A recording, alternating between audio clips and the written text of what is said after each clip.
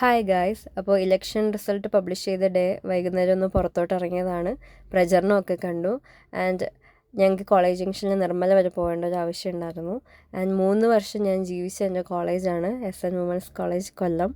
ജീവിച്ച കോളേജ് എന്ന് തന്നെ പറയണം. കാരണം അത്രയും സന്തോഷത്തോടു കൂടി ഇരുന്ന 3 വർഷങ്ങളാണത്.